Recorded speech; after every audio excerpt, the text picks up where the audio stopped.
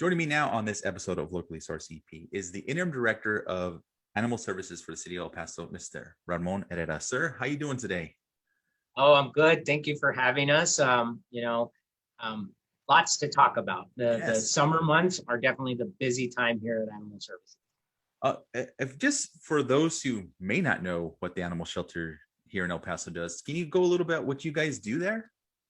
Yeah, Animal Services is what's called an open admission shelter, meaning that we basically assist those animals that essentially need us the most and may not have anywhere else to go. Those are animals that are roaming the street and let's say unfortunately get hit by a car. Those animals that may be sick, those animals that are lost, can't find their owners, and end up coming here to the shelter. Our goal here is to give them a chance at being either reconnected with their family, and or find a new family. So oftentimes animals will come in, let's say they're sick. If it's nothing that is too infectious or something that is treatable, that's something that's changed over the last few years at Animal Services. We will try to get that animal in better health, get them up to speed.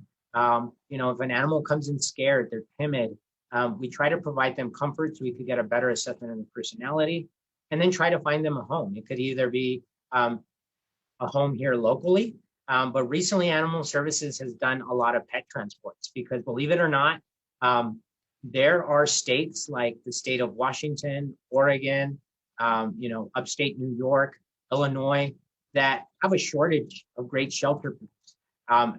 And while it's a far way away, we've made a lot of partners.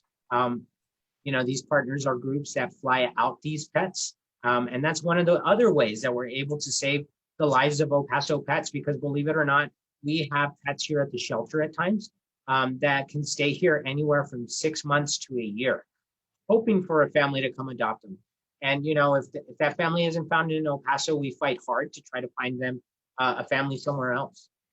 That's I mean, you guys have done amazing work because I remember growing up how like I don't think the animal shelter ever did that when we were younger and stuff like that. So it's just amazing work you do. I seen how you guys have volunteers that go help and they help take care of the pets while you guys are there. Can you talk a little bit about your volunteer program that you guys have there and how maybe someone can get involved with that? Yeah, our volunteer program is awesome. We couldn't do a lot of what we do without our volunteers.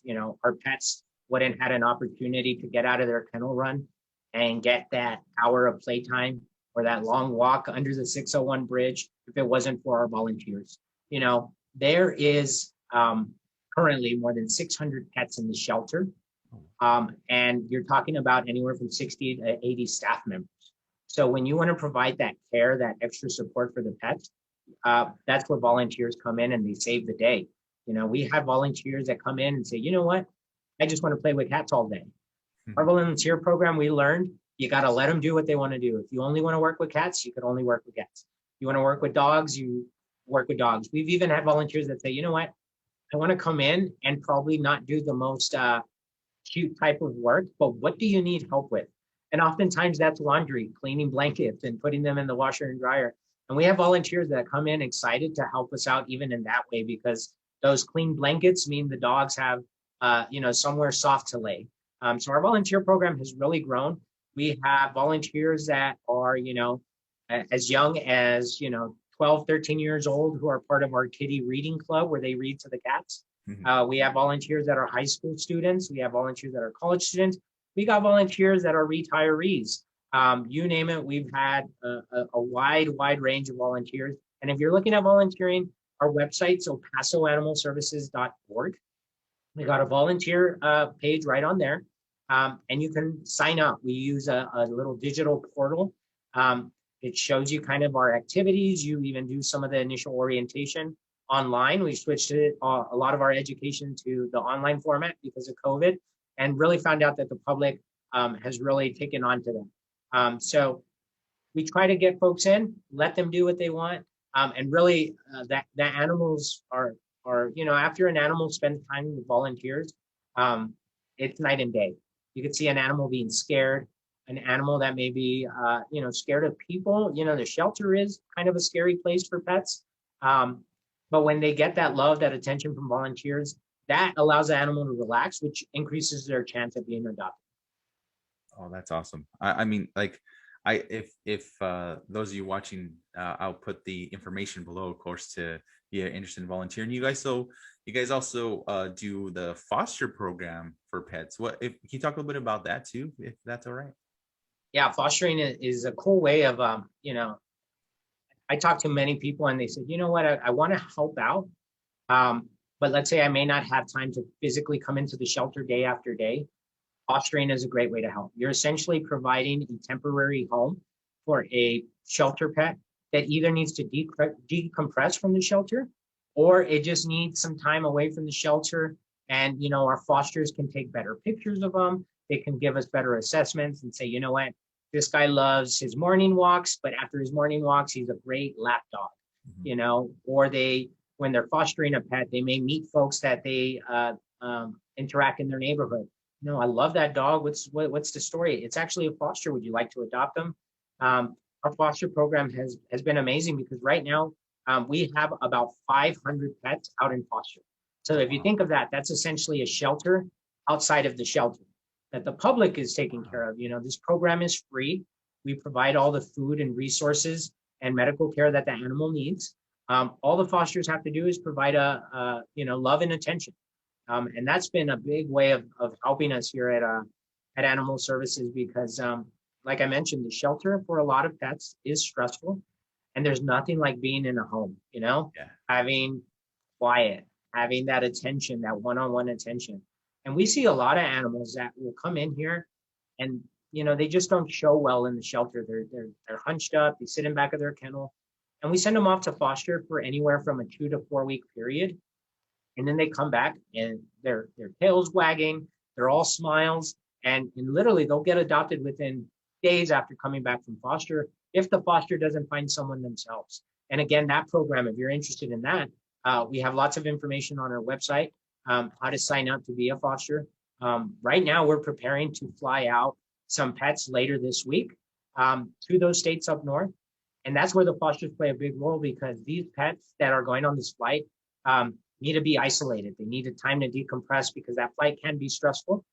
So we ask for fosters to take these transport pets, and that prepares this pet perfect for the flight. And, that gives El Pasoans a chance of being part of this history. Dang, that is amazing. I didn't even know that side of the foster. I mean, I figured maybe you have a few families here and there, but I didn't know you had that many foster pets out there in the city. During COVID, we had as many as 800 pets that were out on foster at one time. And, our monthly average is anywhere between 400 and 500 pets out on foster. And that's just awesome.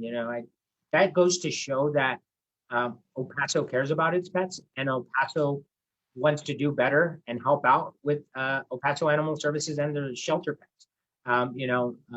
If we didn't have that response, that kind of would say a lot, but I think it's saying a lot more knowing how many people are helping. Yeah. Wow, that's just amazing. I never knew that side of the shelter there and the services provided that you guys provide with the foster. That is pretty cool. Wow. I mean, I'll include that information too. That if anyone wants to become a foster an animal with them at their home, that'd be awesome. I know we're gonna change subjects a little bit, but keep on the topic of animals. But this 4th of July is coming up, and I wanted to touch on it because you made a good point on how you guys get a little busier around this time because of the 4th of July. Can you talk a little bit about why you guys get so busy around this time?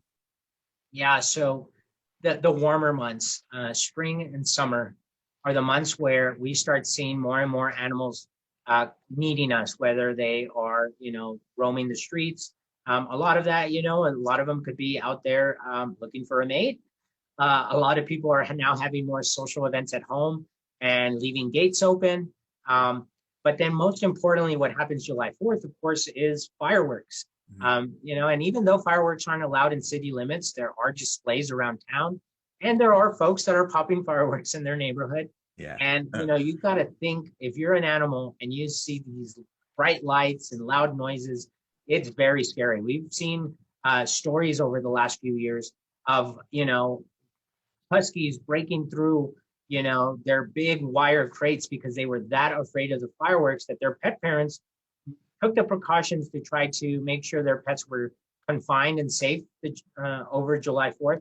And that animal was that scared that they broke out. We've seen stories of, 4 or 5 pound dogs, Chihuahuas, that are in the backyard with their family and they have a 6 foot wall and the fireworks happen and that Chihuahua gets so scared they somehow find a way to scale the wall as small as they are. Because the pets really, it is the end of the world for them. So here at Animal Services, we anticipate that each and every year. We recently just had a large vaccine clinic where we not only were offering vaccines free to the public, but we were giving out 500 free microchips. And the reason we did that, this last week, because we know July 4th is coming up. We want to, help out in some way for folks that want to microchip their pet, because a microchip will be the best way if your pet ever goes missing to be reconnected with you. And if not a microchip, the simple collar and name tag will help that pet get back home. If the pet has to end up coming to the shelter, their chances of being returned back home, what we've seen here is about only 1 out of 5 pets that come into the shelter get reconnected with their owner. A positive way, the thing that we've seen lately though, is that let's say you were to find a lost pet, Ray, and you were to hang on to the pet for a day or two in your neighborhood, get it scanned for a microchip, put flyers up, post on lost found pages. Well, we've seen when folks do that and file a found report with us by calling 311 or on our website, that animal then has a 38% chance of being reconnected with their owner. So we're always looking for ways to improve. We're going to canvass neighborhoods this whole week and next week, where we're going to leave flyers on people's doors on what to do if you find a lost pet, and also what to do to make sure your pets are safe with the July 4th holiday. Kind of expanding on that, you have your pets. Some of the tips, is make sure you let them out to go potty. If you keep those pets indoors way before the firework displays usually go on, before the sun goes down. And then when you bring them in, maybe they got a favorite room they like to hang out in. For my dogs, they like the laundry room. So we kind of turn on a radio and a TV in there. We make sure they're comfortable, and that we check in on them because even in the laundry room, they can tell something's going on outside. Right. So that's a tip. If you know your dog gets stressed, create a safe space for them. If they're crate trained, put them in their crate, turn on the radio, turn on the TV to kind of mask the sounds of the fireworks, make sure they're microchipped and or they have a collar and tag. And, I've seen folks, and I'm very surprised. Sometimes I see folks that will take pets to firework displays. I know our county partners at Escárate are going to have an event. If you're not sure, if you've never seen your pet around fireworks, just might as well have in mind that they're going to probably freak out. Right. So it's not the right time to learn that because pets will pull away, do everything they can to get away from you. Right. No, I mean, I wanted to have you on to not only talk about, the animal shelters and everything you guys do, but also the safety of the dogs during this time because of 4th of July. I mean, I when we had dogs, they would go crazy, and we, fortunately we had little Chihuahuas, and we would keep them inside and keep them safe. And my aunt also, she always has dogs, and she does up there off of Alabama, and there's always people popping fireworks, and she does the same thing you do. She keeps them inside one of the rooms that are a little smaller but really comfortable, where they all hang out together. And so, but that's some good tips about the radio or TV to kind of help them keep calm. So I'll let her know about that. Yeah, I mean, one thing we see here is on a typical busy summer day, we'll get anywhere between 40 and 50 dogs come in. Mm-hmm. The days following July 4th, we could see as many as 180 dogs come into the shelter. Wow. A day. Wow. That's just in one day. One of the common, or I guess the top 3 zip codes that we see pets come from in El Paso are 24, 36, and 38. East side, far east, northeast. Those are the areas that are pretty active. I think you have far east and east side because it's very much along the county line where people are able to pop fireworks and do their own displays. So that's a perfect example of, that correlation that pets get very scared by fireworks. You mentioned the Northeast area and that being a popular area where folks will set off fireworks. But really the truth is pets are going to go missing all across El Paso July 4th. And you may not think your pet will react that way. If you're on the lost and found pages in El Paso, I guarantee you're going to see folks say, I never thought my pet would get out. I never thought they would do this. I never thought this. It happens every year. We have a little parody video that we usually post every July 4th on the Animal Services Facebook page. I don't know if where the celebrities read the mean tweets. We like to read kind of some common social media comments we find. If you have time, check us out. We're going to be putting that post up, but it kind of is tongue in cheek to let folks know that, yes, your pet will get scared by fireworks. And you as a pet owner, you want to do good by your pets. So take some precautions, especially if you're not going to be home, if you're going to go to a family member's house, put them in a crate, put them in a room that they're calm, turn up that radio, that TV, give them some treats and try to make it as comfortable as possible. Yeah, that great tips, right, Mr. I really, really, really appreciate you coming on with me. Is there anything else you'd like to add or say that I didn't ask about that you'd like to mention or talk about? We're going to need a lot of the community's help, not just July 4th, but moving forward. Animal Services has worked hard to try to save as many lives as we can of those pets that come into the shelter.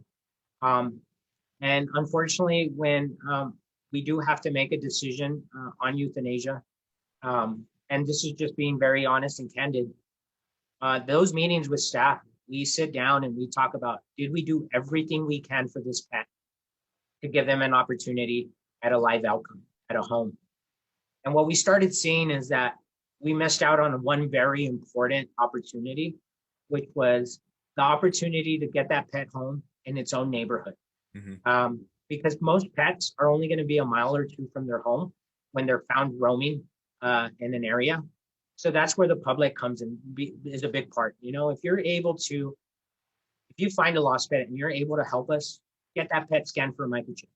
El Paso was the first city in the nation to put microchip scanners in every fire station in El Paso in their city. So 24/7, 7 days a week, you can go to a fire station, get a pet scan for a microchip. Help us find these possible owners of lost pets, because coming to the shelter eliminates that first opportunity to get back home for these animals. Oh wow, I didn't even know about that. That the firehouses here had the microchip scanners. That's a great great thing that'll push out too. I didn't know that. That's cool. Yeah, we were the very first city in the nation, and we started having conversations like, if you find a pet and you want to get it scanned for a microchip, your only two options were a vet office or a pet store. Of course, pet offices have certain hours, and so do pet stores. And actually, it was our fire chief, Mario D'Agostino, that said, you know what? You know what's open 24/7? The fire station. Let's train up the firefighters. Let's equip them with microchip scanners, and let's try it out. And that idea, that practice, has been copied in cities across the nation now. So, that's one thing and that El Paso prides itself with, is that we're always not only going to try to help pets in El Paso. Here at Animal Services, if we can lend some info to other cities so they could improve on their life saving, we're always going to do so. Oh man, that's amazing. You guys, I know that's just gonna push this episode out because of everything, but I've learned so much about what you guys offer there. So man, that's cool. Thanks for the info. and thanks for coming on today, man. I really appreciate you coming on today and just pushing all this information out. And I mean, I'm going to include all the information, all the contact information for Animal Services website, any phone numbers in the description below.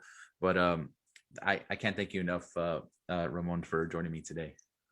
No, thank you for inviting me and for inviting Animal Services. And, we have so much to offer. So, you may not need the information now, but when you do, visit our website. It's all on there, elpasoanimalservices.org. All right. There you guys have it. Mr. Interim Director of Animal Services, Mr. Ramon Herrera, thank you for joining us today.